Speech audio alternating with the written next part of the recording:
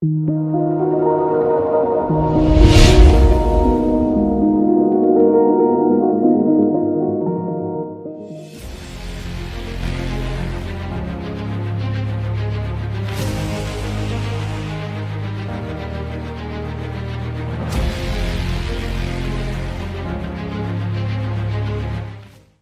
परमेश्वर ने कहा मेरा राज्य एक बीज के समान है, जिसे लेकर जमीन में बोया गया और वो रात को सोया और जागा और ना जाना कि कब वो बीज फूटा और फल लेके आया।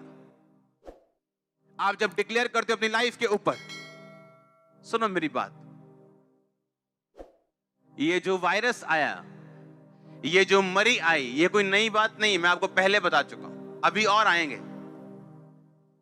कुछ सालों में पहले स्वाइन फ्लू आया था, सुनते ही लोगों की हड्डियां कांपती थी, तक तक तक तक तक, स्वाइन फ्लू, मर जाएंगे, मर के हाँ, उसका अब नाम नहीं भी नहीं लेता कोई।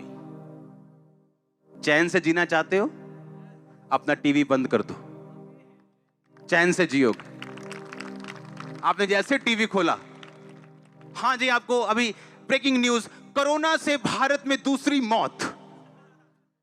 सुनो मेरी बात, सीरियस है चीजें, लेकिन डर क्यों डालना इतना? आप रिपोर्ट पढ़ो एक, मैं आपको रिपोर्ट पढ़ाता हूं, गूगल में रिपोर्ट पढ़ो एक कैंसर की। According to national cancer registry programme of the Indian council of medical research, ये इंडिया की बहुत बड़ी एक रिसर्च है। 1300 लोग रोज कैंसर से मरते हैं, एवरी डे, रोज इंडिया में। आज अगर आज आप वचन सुन रहे हैं, पूरे इंडिया में 1300 लोग मर रहे हैं, कैंसर मर जाएंगे आज कैंसर से। कल 1300 लोग मर चुके कैंसर से, और कोरोना से हुई भारत में दूसरी मौत। आप मेरी बात समझ रहे कि नहीं? टीबी की रिपोर्ट देखेंगे हम। India must fight TB harder as disease claims 4000 every day.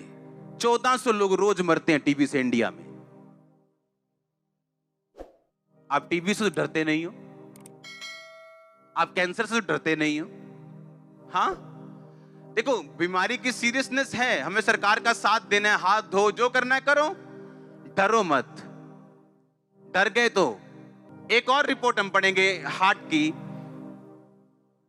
Heart disease से 2016 में 28 लाख लोग मरे हैं, सिर्फ हार्ट डिजीज से। अगर मैं रोज आपको यह बात बताऊं, आपके अनुग्रह टीवी पे आप जैसे सुबह खोलो, आज 2000 बंदा मर गया हार्ट अटैक से, आप बोलोगे मेरे भी माड़ी माड़ी हुंदी है, चेक कर आई हूं। आप समझ रहे कि नहीं? 28 लाख कितने एक साल में? 20,000 रोज एवरेज लगा लो, 20,000 से भी ज्यादा। रोज के 700 लोग मरते हैं, रोज के। किससे? हार्ट अटैक से।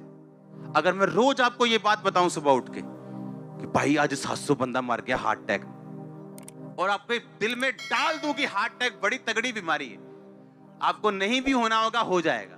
क्योंकि आप समझ रहे मेरी बात, कोरोना वायरस जो है वो इम्यूनिटी प्रॉब्लम है। लोगों को छोले भटूरे ज्यादा खाने की आदत है, फल फ्रूट खाने की आदत नहीं, एक्सरसाइज करने की आदत नहीं, मोबाइल पे ज्यादा रहते हैं। मोबाइल पे ज्यादा रहोगे, आपकी इम्यूनिटी लो होगी। छोटे से छोटा वायरस भी ऐसा बन जाएगा। ये वायरस क्या पहले नहीं थे? अब अटैक ज्यादा क्यों कर रहे हैं? आपकी इम्यूनिटी लो है, आप सब कुछ प्रभु पे छोड़ना चाहते हो। डरो मत, जो प्रिकॉशंस है उसे लो। कौन मना करता है? हाथ धो कौन मना करता है? फ्रूट्स खाओ कौन मना करता है? कोई मना नहीं करता, लेकिन डरना मना है हमारी लाइफ में। डरना क्या है? मना है। रोज 1300 1200, रोज 1400 लोग मर रहे टीबी से, आप उससे तो डरते नहीं हो। लेकिन कोरोना से आज भारत में दूसरी मौत, वो आपको डरा चुकी है। आप हाथ शेक करने में घबरा रहे हो, कोई करे नाले भजन संहिता कानून, अब क्यों डर लग रहा है? आप डर चुके हो। और ये आज निकला है वायरस।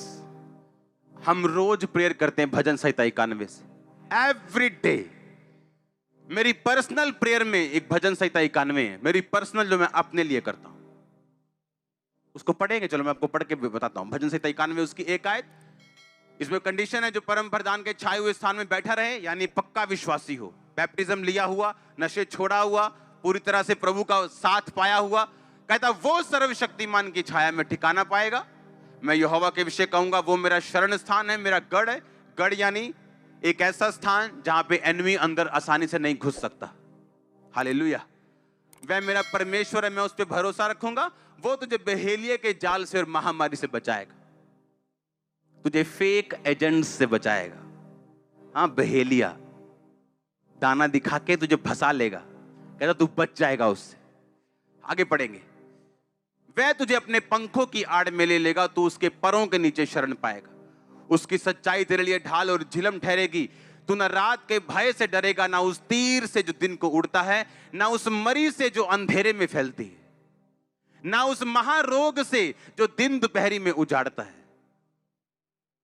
कैंसर ने दिन दोपहरी लोग उजाड़ दिए, टीबी ने उजाड़ दिए, एड्स ने उजाड़ दिए, कोरोना ने लोगों को उजाड़ दिया।